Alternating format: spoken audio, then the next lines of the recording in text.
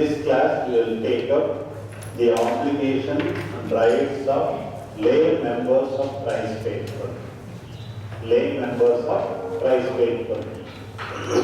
In the last class, we gave a broad definition of lay people and a strict definition of lay people.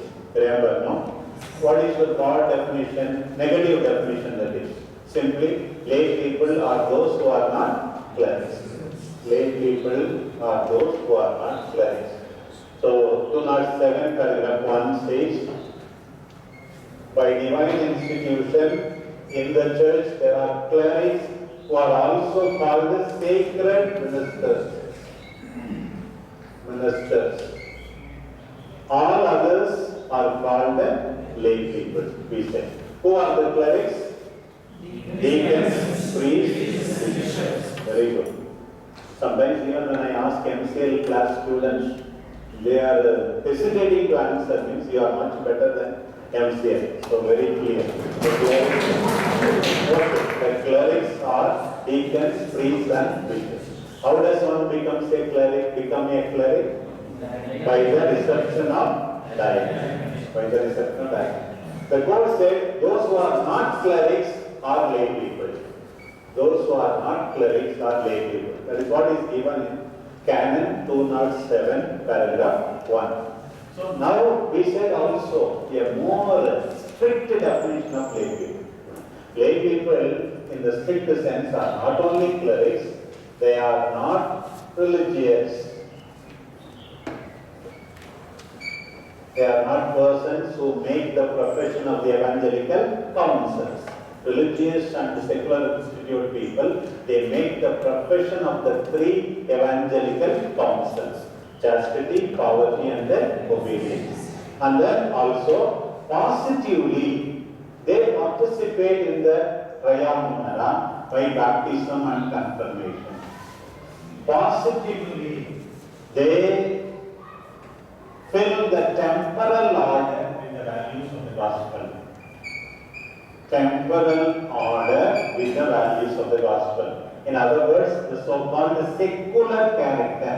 Secula means world. Their mission is in the world. They are not of the world, but their mission is in the world, which we cannot. That's what we say. So, in this title, we will see more.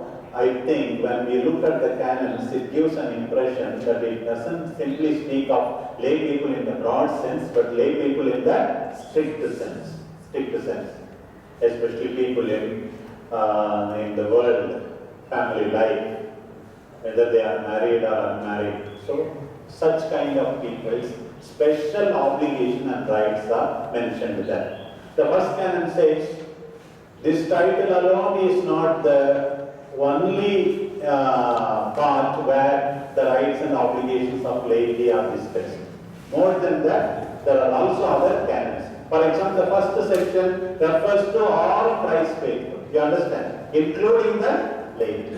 What are the special obligations of lay people is mentioned here. That means this is an addition to what is given in the previous chapter.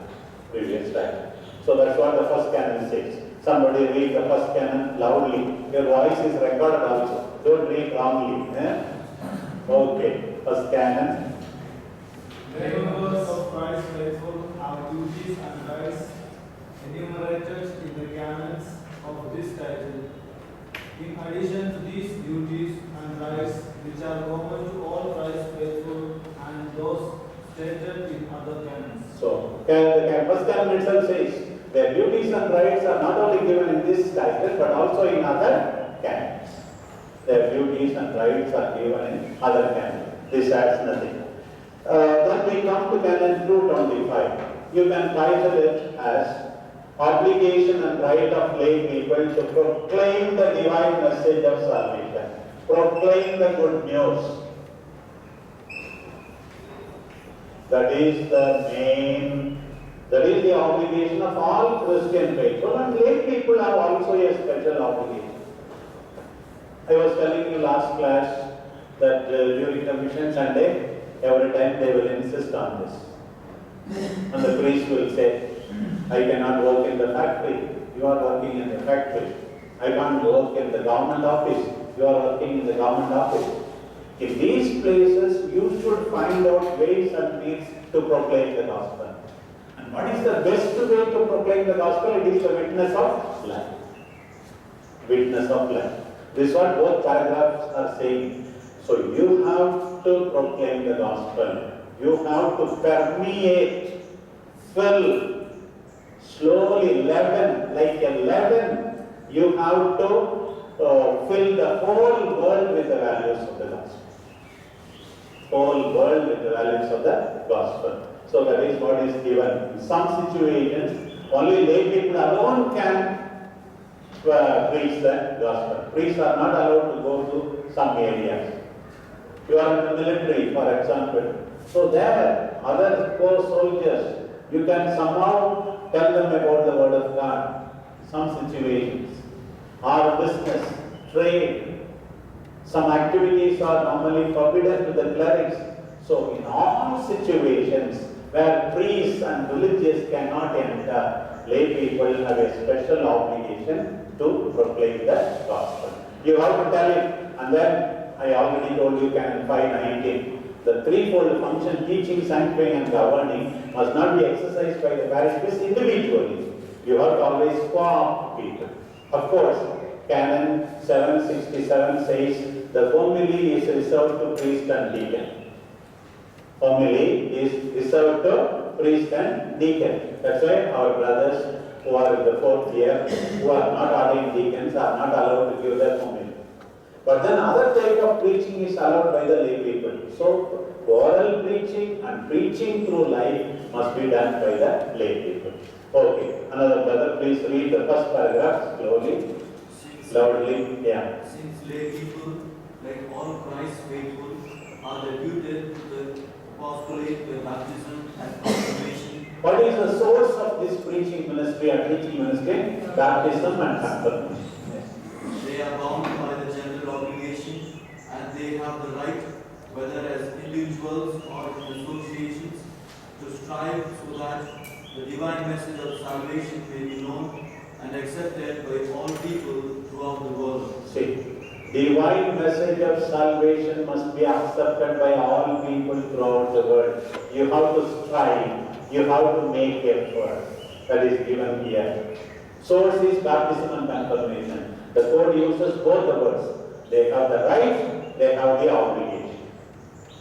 They have the right, they have the obligation. Of course, in accordance with the law. So I have the right to preach. The priest is celebrating Mass. During the consecration, I want to preach. No. You are not allowed to preach in the Mass. Paraliturgical preaching. I was speaking about one Mr. James, who said he is going to Bellary this week to preach a retreat. So you can preach. Outside the Holy Mass, after the proclamation of the Gospel, which is strictly called homily, you may be allowed to preach. Take note of Canon 767, which reserves the homily, which is integral part of the Mass, Holy Mass, to the priest and the deacon.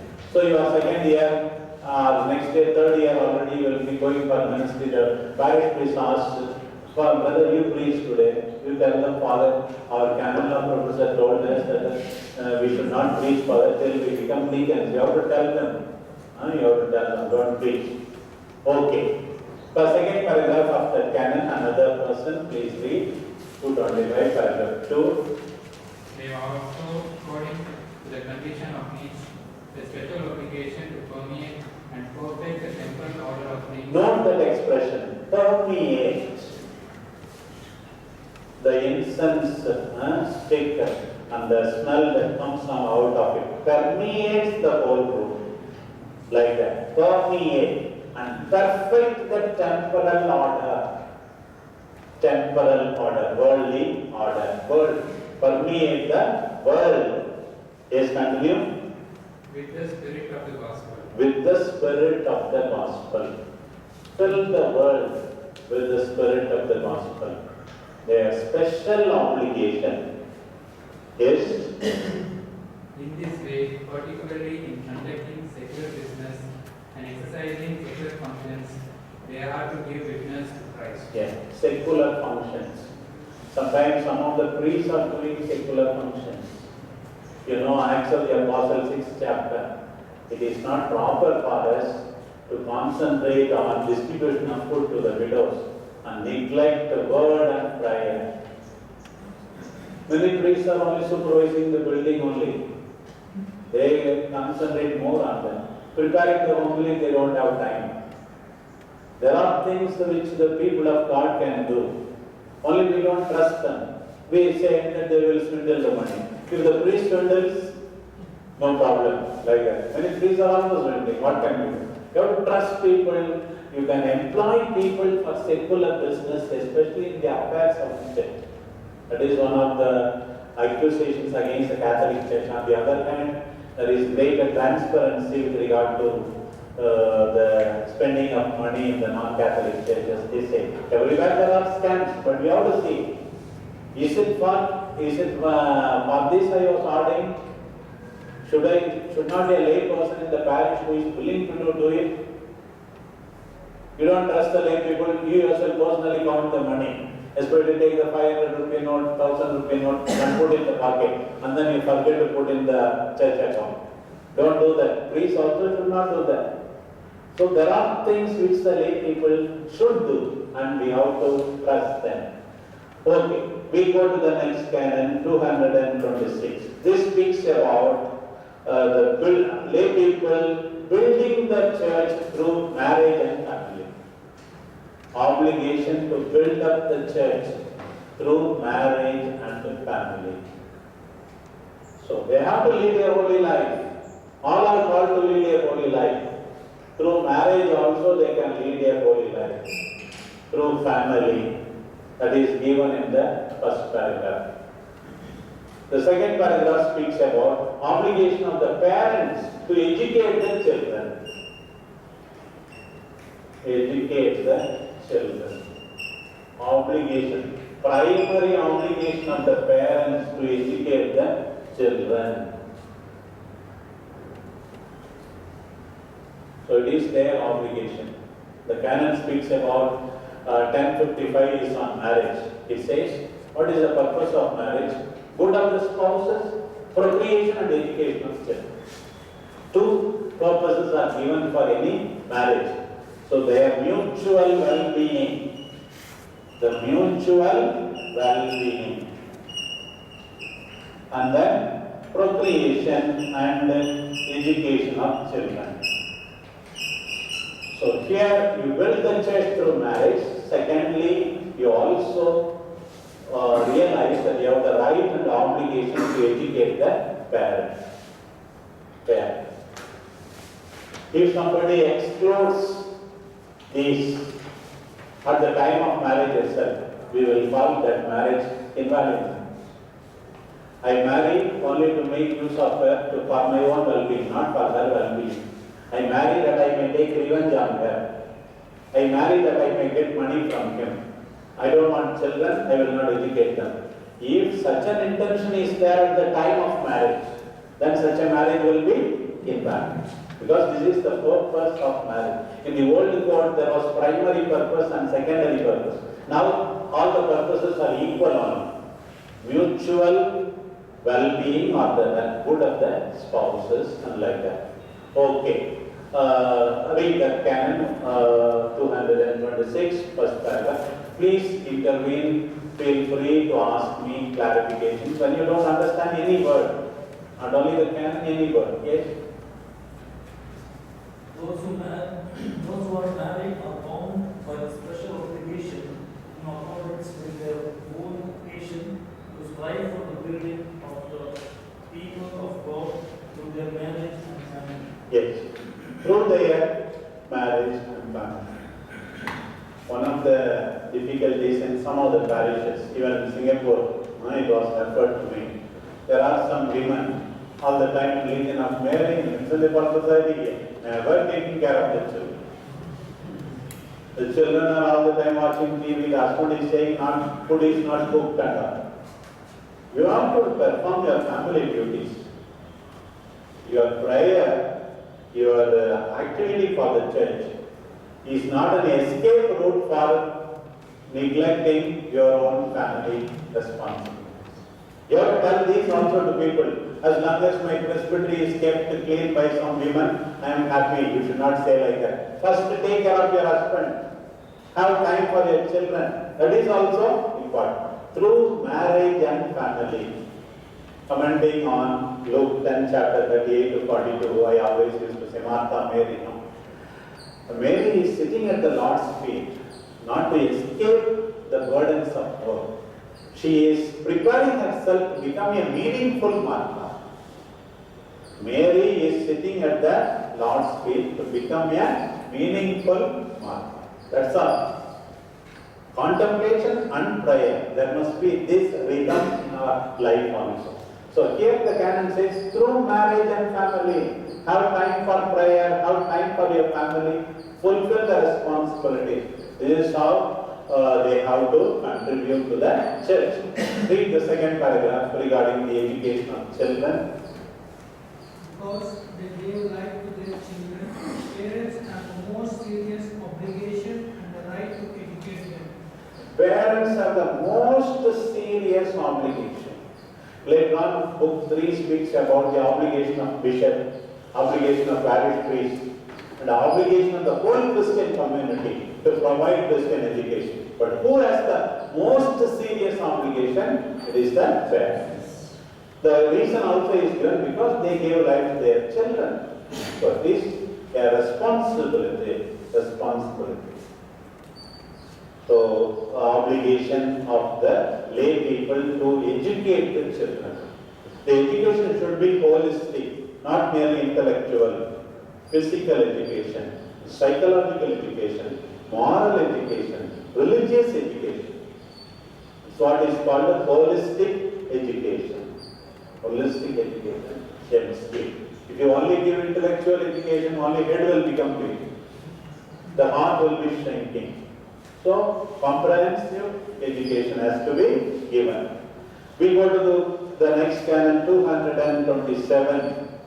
Freedom in secular affairs. So, lay people should be given necessary freedom in secular matters. The parish priest should not say, all that you want to do, you ask me. Where you are putting your money in the bank, which bank, or what you are going to study. You want to study engineering, whatever they want, let them do. Freedom in secular affairs. Secular affairs. They should be able to express their opinion. We said 212 paragraph 3, a number of criteria. So, with the respect for faith and morals, dignity of individuals, common good, respect due to the sacred pastors. Even when you are researching like that in secular affairs, keep in mind what is your opinion, what is the official teaching of the church. What is the official teaching of the church? A simple example, for instance. Somebody says, Father, I cannot marry more than 2 children, so I want to go for tuberculosis. That I may not get after bad children. The official teaching of the church is, you should not follow it. You should not follow it, because you have to have self-control and then use natural means. But this artificial means of blocking the reproduction is not allowed by the church. But people come and then come to us, then we don't tell them go and rectify it again. Do another operation to rectify it, we don't say. But official teaching of the church is that you should not go for tuberculosis. You should not go for tuberculosis. Unless it is for saving the life of the mother in some cases. So here the lesser evil will come into the picture. Otherwise, you should not teach anything. Follow your conscience and do what you want. Father, I have conceived outside wedlock. If my mother comes to know, she will get a heart attack. So I want to abort. You cannot say, okay, you go and abort. Official teaching of the church does not accept of any exceptions with regard to thou shalt not kill. The child in the womb is very, very precious. It is defenseless. So you can't take the life, whatever may be the situation. So see to it that you don't propose your view as the official view of the church. Especially as priests and deacons, as public persons acting in the name of the church, you cannot give your personal view irresponsibly. Understand? Yes. You should know the teaching of the church. You should know the catechism of the Catholic Church. You should know the questions concerning bioethics and things like that. And then give the right teaching. Okay, now I will read Canon 227. To lay members of Christ's faithful belongs the right to have knowledge as theirs, that freedom in secular affairs which is common to all citizens. So all citizens of all languages and religion have certain freedom. So Christians also, Catholics also have that freedom. Then it says, in using this freedom, however, they are to ensure that their actions are permeated with the spirit of the gospel. Always the guiding factor is spirit of the gospel. And they are to heed the teaching of the church proposed by the magisterium. Magisterium is the official teaching authority of the church. You have to listen to the magisterium. But they must be on guard in questions of opinion against proposing their own view as the teaching of the church. You have freedom, but not absolute freedom. While exercising your freedom, be mindful of the gospel. Be mindful of the teaching of the church. Do not express your opinion as though it is the opinion of the church. Very clear, given here. As though it is the opinion of the church. Any question regarding this matter? That's why sometimes some theologians start writing this and that. Rome is asking questions. When some professors write also, sometimes I get letter from the Holy See. So please send a copy of this article, because they want to examine that article and ask, this is your opinion, not church opinion. Make it clear. Write another article to correct the first article. The Holy See says. Holy See says. That is the work of the Congregation of the Doctrine of Faith. Okay. Yes. What is the opinion of the church with regard to mercy killing as far as this canon is concerned? Yeah, mercy killing is not allowed. Even mercy killing is not allowed. This is a moral question. You have to ask the moral theology professor. Okay, as of now I know euthanasia, what is called mercy killing. It is not allowed. It is not. But then with regard to you have to take all ordinary means to safeguard life. You know this person will not survive. So they have to, every day they have to spend about 50,000 rupees, a poor family, to continue this vegetative life. They are not bound to carry on with that after a particular time. This is not mercy killing, this is extraordinary means. We should make, according to our economic condition, all ordinary means to preserve life. Preserve life. That's it. So euthanasia. See, I am also, yesterday also some of them are asking me, even in Singapore they asked me, so many questions on these biomedical issues and things like that. You have a special course on that, whether, for example, artificial insemination, in vitro fertilization, test tube baby, what the teaching of the church. I don't know, this year or next year you are studying, I don't know. All these questions will be taught to you, become more aware of it, and also enlighten me also, who am ignorant of these matters to some extent. Okay, we go to Canon 228.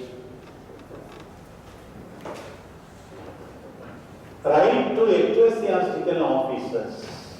Even lay people can be given ecclesiastical office. Ecclesiastical office. Ecclesiastical office.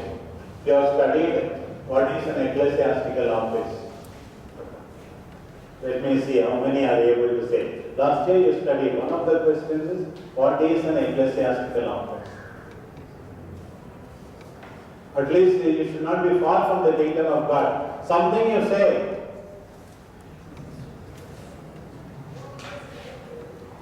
Okay, I repeat, I don't want to waste our time. Huh? 4 things. What is an ecclesiastical office?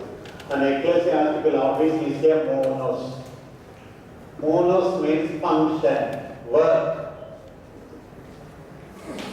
not a title of honor. It is a task. It is a task. It is by divine law or by canon law. Divine law or merely canon law. Office of bishop, pope by divine law. Office of BG, parish priest by canon law, chancellor. It is a function that is prescribed by divine law or canon law. And then it is established in a stable manner. Parish priest may change, but office of parish priest always remains. Stable manner. And fourthly, it is for the spiritual welfare. Spiritual welfare of the people. These are the 4 essential elements of an ecclesiastical office. The 4 essential elements of ecclesiastical office. First of all, it is a function. Secondly, it is by divine law or canon law. Thirdly, it must be stable. Stable. We speak of objective stability, not subjective stability. Subjective stability is stability of the person. Objective stability is the stability of the office. Then it is for the spiritual welfare. So this is, lay people can be given ecclesiastical office. For example, in the diocese of Udupi, the proprietor of the diocese is a reverend sister. So, in broad sense, she is lay people only, isn't it? Because she is not a cleric. The finance officer can be lay person. The chancellor can be lay person. Notary can be lay person. One of the diocesan judges can be lay person. So all these are given in the court. Lay people can be finance officers. Take canon 494. Any lay person can be the procurator of the diocese. Procurator of the diocese. Provided they are suitable. Provided they are suitable. Take another canon 1421, paragraph 2. A lay person can be appointed a judge, provided he studies MCL in St. Peter's Pontifical Institute, Center for Canon Law Studies. Has finished, means he can be appointed one of the judges. One of the judges, advocate. So, the new qualification. Lay people can be appointed to many ecclesiastical offices. In addition, they can be members in so many councils. Only when an office carries with it full care of souls, that is for which the sacred order of priesthood is required, lay people cannot be given such office. Lay person cannot be appointed parish priest or assistant priest. Lay person cannot be appointed bishop. Otherwise, in the present code, many of the offices can be given. Ecclesiastical offices can be given to lay people. Some of the priests are very, very sad because lay person is appointed headmaster or principal. Or lay person is appointed correspondent. We should be happy. We should be happy. It is not our domain. They can fulfill the role more dedicatedly. Let them go. So all are studying, higher degree to become headmasters and to be appointed in the biggest schools possible, most profitable schools possible. It is the domain of lay people actually. We have to take the gospel, preach the gospel, animate the gospel, visit the houses. That is our primary role. But afterwards, everybody hears about now after the St. Peter's Feast, there will be the community day. They will be speaking about John Mariani, simple pastor. Who wants to be like John Mariani? Those who are studying here. Very few wants to go to poor parishes. Only we have, that is a necessary evil, we have to go through and give a reflection very beautifully. I think second year only will be giving for John Mariani's feast. They will be giving very beautiful definition. One father told me, Father, don't be duped. No seminarian wants to go to a poor parish and lifelong I commit myself to be in parishes. Nobody thinks of that. They are all studying to become bishops, or they are studying at least to become principals of richest schools and the richest parishes. That's why they are studying here. Don't think like that. What Father is saying. We don't know how far it is truthful. How far it is truthful. So I want to be parish priest and die as a parish priest. How many really do want? That is a big question. That is a big question. But we are encroaching into the affairs of lay people and neglecting the word of God, sacraments and prayer. We have to think about it very, very seriously. Okay. You will not listen to me, but the prophet Ezekiel said they will not listen to you, but there was a prophet among them. They will know about it. I remember those words and I am telling you. I'm telling you like this. That is for that you need personal conviction. Okay. 228, somebody read. Simple canon. Lay people who are found to be suitable are capable of being admitted by the sacred pastors to those ecclesiastical offices and functions which, in accordance with the provisions of law, they can discharge. Yes, they are suitable. Give them also ecclesiastical offices. Second paragraph also read. Lay people who are outstanding in the requisite knowledge, prudence and integrity are capable of being experts or advisors even in councils in accordance with the law in order to provide assistance to the pastors of the church. Lay people can be experts and advisors in councils, provided again they have the qualification. Knowledge, prudence, expertise. If they have, they can be. You know now synod is there. Some of the lay people are called for the synod on family because it is about family. Not only bishops are going to discuss. Some experts are called, known for their prudence, integrity of character, but also knowledge and expertise. Lay people can be. So this is how the church practices. So lay people, more and more lay people participate in the councils. Even the parish council, lay people are there. So they can be called. Okay, 229 speak about right of the lay people to acquire ecclesiastical studies. So we have a lay person studying theology. So this is in accordance with the 229. 229. Read that. You only read that 229.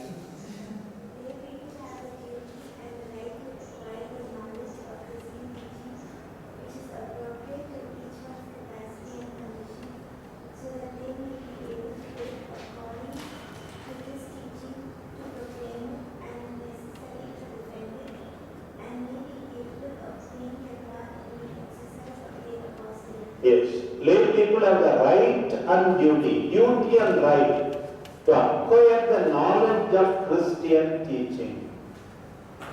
So, acquire the knowledge of Christian teaching. So, it is given that all lay people, it speaks about general teaching, actually not higher studies, it may come in later part of the canon. According to the each one's capacity and condition. What is the purpose? The purpose is to live according to the teaching, that they can live according to the Christian teaching. Secondly, proclaim the teaching, defend the teaching, and it will be also helpful to them in the apostolate. So, you are not teaching just to show yourself you are intelligent. First of all, to practice the teaching, to proclaim the teaching, to defend the teaching. Lay people have the right and duty to acquire knowledge of Christian teaching. Paragraph 2 speaks about they also have the right to acquire the fuller knowledge of the sacred sciences. This is what actually pertains to those who study theology. Lay people who study theology or postgraduate studies.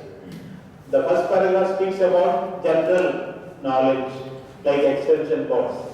The second part with the degree, fuller knowledge, ecclesiastical universities or faculties, according to lectures, attending lectures there and acquiring academic degrees. Lay people have that right. That's why when some brother is sent out from the seminary, he asks for admission in the institute, we give institute. But they are hunting for dioceses that we know, or hunting for another congregation we know. But then even though you don't have the right to remain in the seminary, you have the right, somewhat, greater right to study in the institute. Unless you will be passing promotion and the faith and morals, you will spoil others, even as day scholar. We normally have pity on them, and not pity, it is their right to acquire knowledge of the sacred science. You understand? So lay people have that right. And the third paragraph says, likewise, assuming the provisions concerning requisite suitability, they are capable of receiving from lawful ecclesiastical authority mandate to teach sacred sciences. Lay people can be appointed professors in the ecclesiastical faculties. Now, already some sisters are teaching you, isn't it? Even lay people, if they are qualified in theology, in canon law, they can get a mandate to teach the sacred sciences. So, 3 paragraphs, once again. First paragraph, general Christian teaching. Second paragraph, with academic degrees in the ecclesiastical faculties. Third paragraph, right to be appointed teachers. All 3 points are mentioned in this canon. Okay, we go to the next canon, 230. 230. You know, in October, you will be given the ministry of lecture. Ministry of lecture, most of you, except the women. Okay.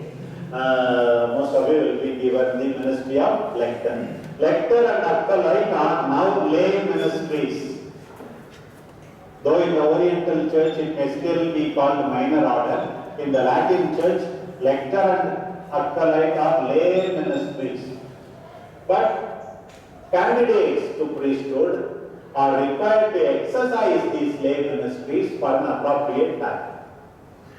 Candidate to priesthood must exercise these ministries for an appropriate time.